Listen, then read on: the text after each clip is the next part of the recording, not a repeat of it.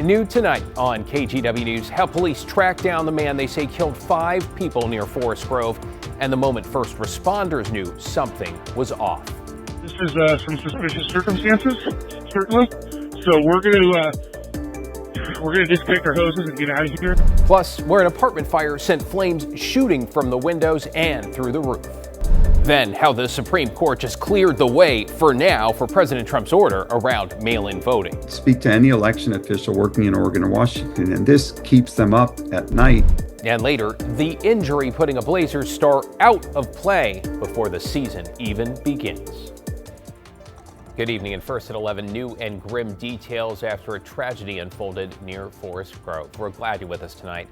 I'm David Molko. We are talking about the mass killing of 3 generations of one family, plus 2 other people by the boyfriend, authorities say, of one of those 5 victims. Alma McCarty's in the newsroom with the update. Alma?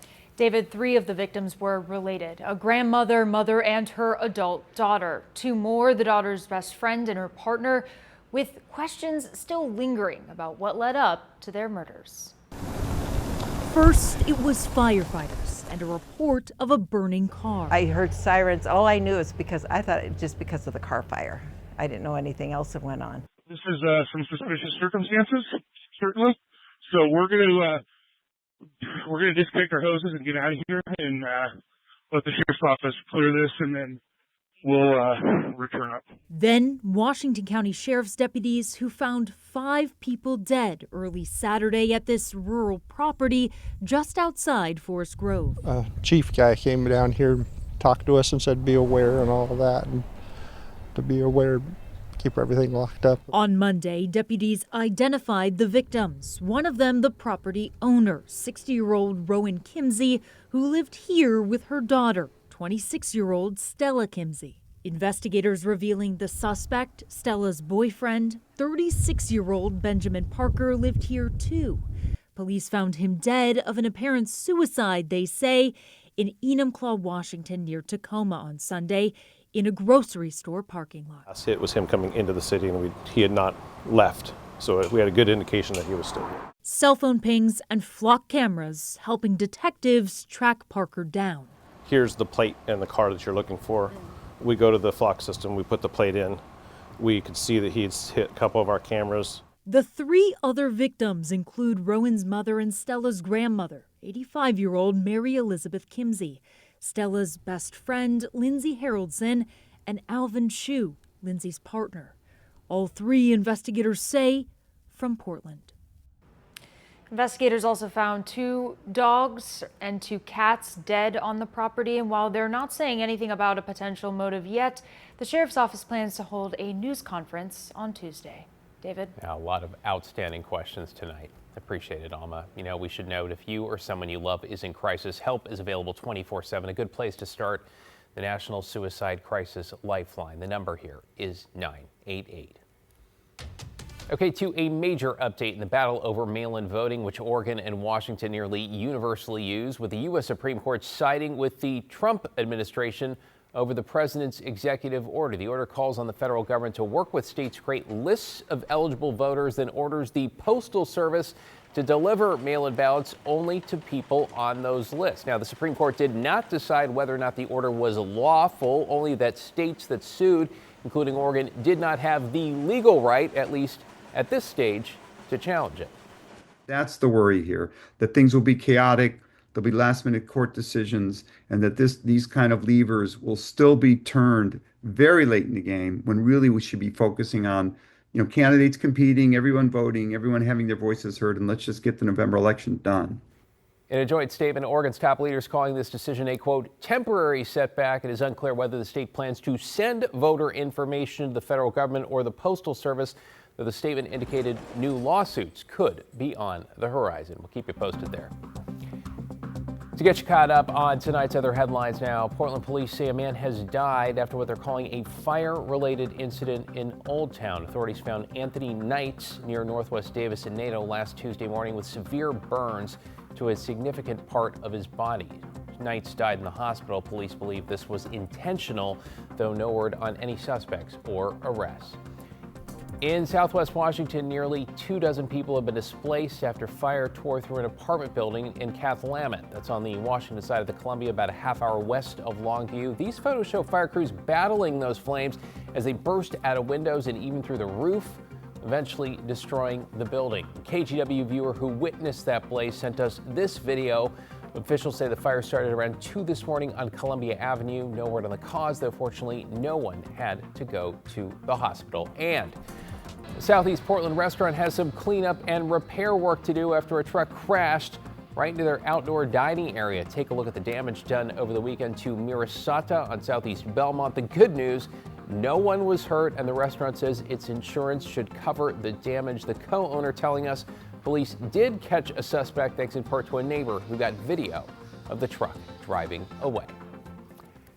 All right, let's switch to a live look from our Pioneer Courthouse Square sky camera on this Monday night. And after a hot summer day, it appears a cool down of sorts might be in the cards. Matt's here tracking that in your first forecast. Hey there, Matt. Hey, David. Yeah, a cool down of the long sort is on the way once we get into about Wednesday and certainly into Thursday. Here's our Vancouver sky cam. The springs to the waterfront. We're still at 74 degrees. In Portland, we're running 5, 9, 11 degrees warmer right now compared to the same time last night. So you step outside, you'll notice that. You may have noticed it takes your house a little bit longer to cool down, or maybe the AC is running a bit longer as well.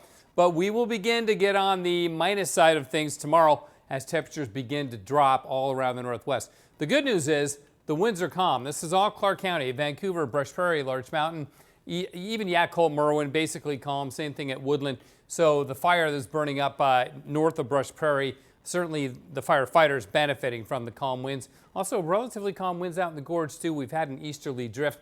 A loft that's been coming out of the south.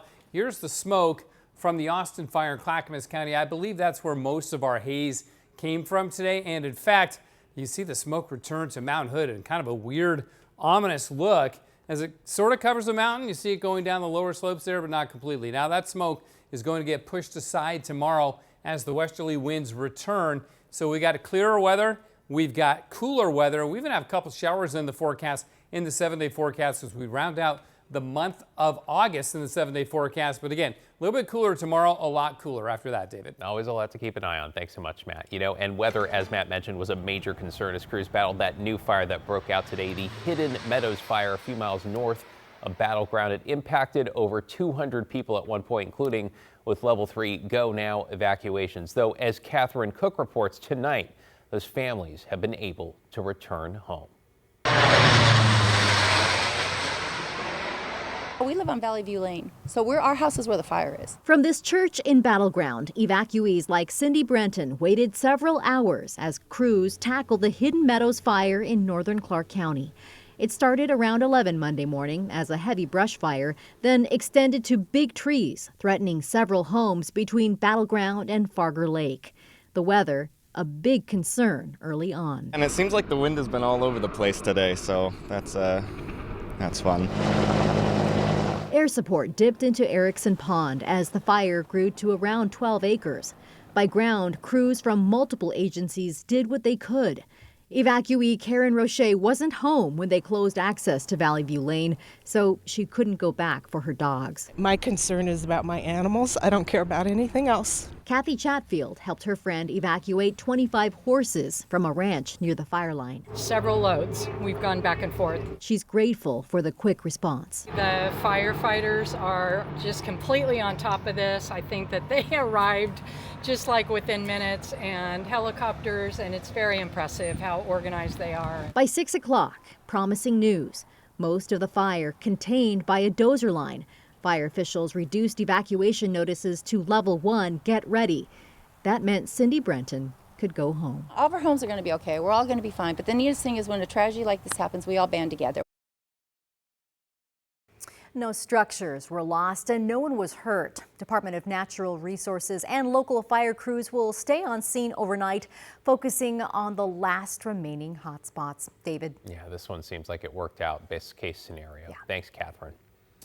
Yeah, as for other wildfires, crews now have the Grasshopper fire. Remember that, burning southeast of Mount Hood, now more than 75% contained. Wow, it has charred more than 93,000 acres, but it has not grown much in the past few days. Crews say better weather on Sunday helped them make a lot of progress. And In Clackamas County, the Austin fire has grown to more than 5,000 acres. It's burning along a forest road not too far from the Grasshopper containment, only 7% so far, but this is burning in a relatively remote area. All right, the city of Tualatin is asking residents and businesses to conserve water for the next day or two, not because of fires, but because it's had to shut down one of its water lines in order to repair a leak. Officials say the best way to reduce water use, temporarily stop watering outdoor plants and grass and wait to run appliances like your washing machine or dishwasher until they're full. Other ways, turn off the water when brushing your teeth, shaving, or washing your hair.